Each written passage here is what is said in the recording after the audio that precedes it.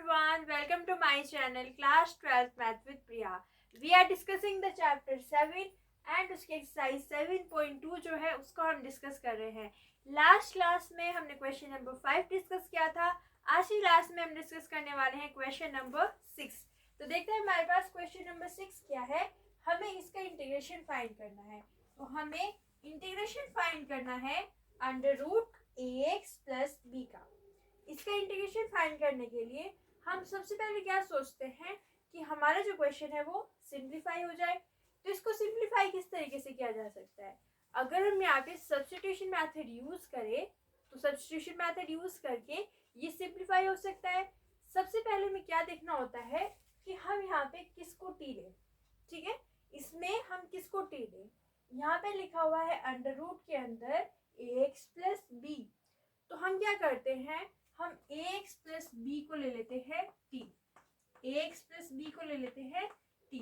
Generally ये देखा गया है जब बहुत से क्वेश्चन करते हैं कि जो अंडर रूट के अंदर टर्म होता है उसको t लेने से क्वेश्चन जो है वो सॉल्व हो जाता है. तो हमने यहाँ पे क्या किया, ax प्लस b को ले लिया t.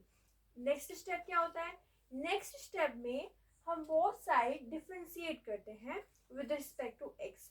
तो हम यहाँ पे लिख भी सकते हैं differentiating with respect to x both side. तो both side हमें क्या करना है, डिफरेंशिएट करना है. और किसके रिस्पेक्ट में हम कर रहे हैं, x के रिस्पेक्ट में कर रहे हैं. तो देखिए यहाँ पे दो टर्म लिखे हुए हैं ax प्लस b. a और b क्या है, a एंड b जो है वो कॉन्स्टेंट्स है. सबसे पहले ax का हमें डिफरेंशिएशन निकालना होगा. तो ax में a क्या आ जाएगा, बाहर आ जाएगा. और यहाँ पे देखो x का डिफरेंशिएशन कितना होता है, 1 होता है. तो यहाँ पे आ जाएगा हमारे पास 1 प्लस b क्या है, कांस्टेंट है. तो कांस्टेंट नंबर का डिफरेंशिएशन 0. तो यहाँ पे हम क्या लिख देंगे, 0 इज इक्वल टू. अब हमें इस साइड भी डिफरेंशिएट करना होगा तो t को डिफरेंशिएट करना होगा. t का डिफरेंशिएशन क्या होगा, dt बाई dx.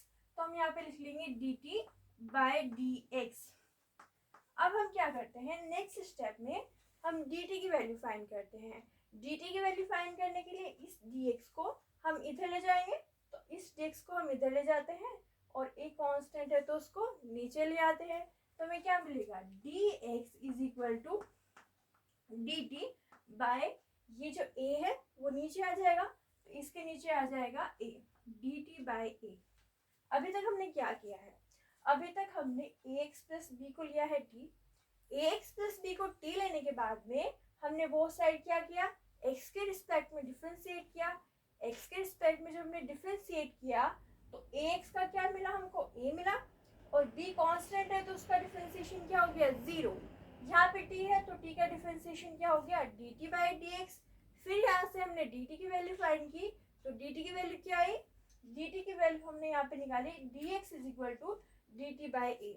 ठीक है, तो हमने यहाँ पे dx is equal to dt by a जो है वो निकाल लिया. अब यहाँ पे क्या करते हैं, इस टर्म में t और dt की जो वैल्यूज है वो पुट करते हैं. यहाँ पे dx को हम क्या लिख देंगे, dt बाई a लिख देंगे. तो देखिए यहाँ पे चल रहा है हमारे पास इंटीग्रेशन ऑफ अंडर रूट है यहाँ पे. तो under root as it is रहेगा. और यहाँ पे क्या हो जाएगा, x प्लस b की जगह पे क्या आ जाएगा, x प्लस b की जगह पे आ जाएगा t. तो x प्लस b की जगह पे हम क्या लिख देंगे, t. और यहाँ पे देखो dx है, dx को हमने क्या लिख दिया, dt बाई a लिख दिया.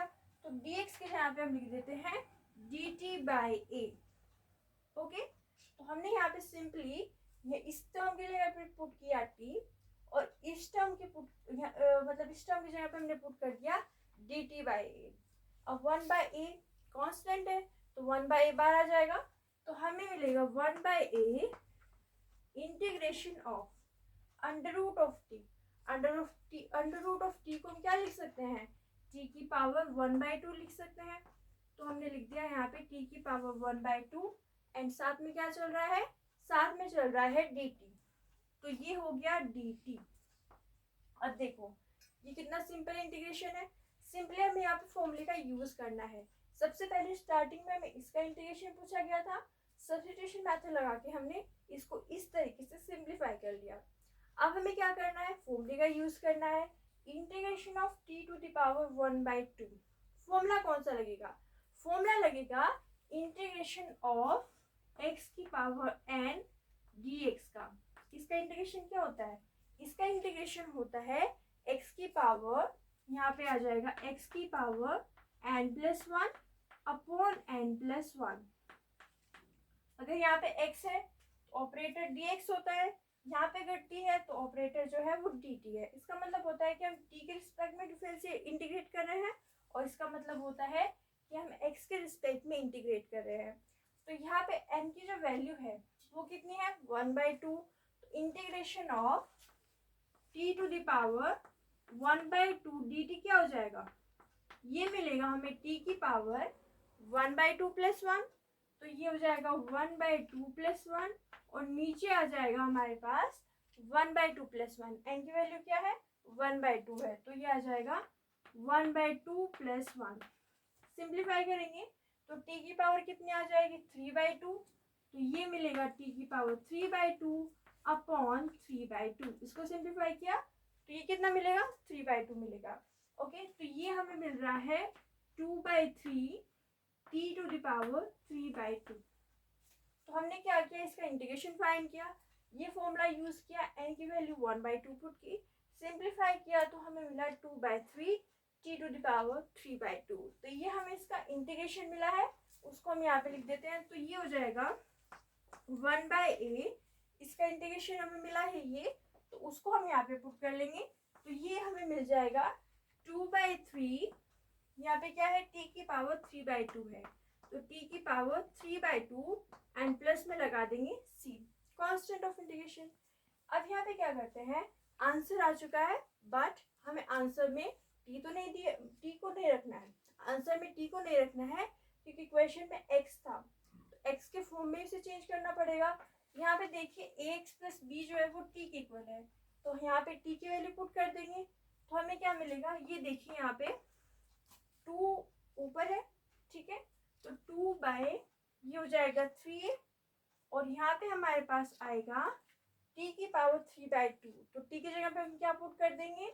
ax + b पुट कर देंगे, तो ax + b की पावर 3/2 एंड प्लस में आ जाएगा c, कांस्टेंट ऑफ इंटीग्रेशन। तो ये हो जाएगा हमारे पास इसका फाइनल आंसर। एक बार फिर से देखते हैं कि हमने इसको किस तरीके से किया। सबसे पहले देखिए यहाँ पे integration of √ax + b dx का इंटीग्रेशन में फाइंड करना था। ax + b को हमने लिया t, with respect to x differentiate किया, तो a यहाँ पे हमें मिला, और b का डिफरेंशिएशन 0 = dt/dx।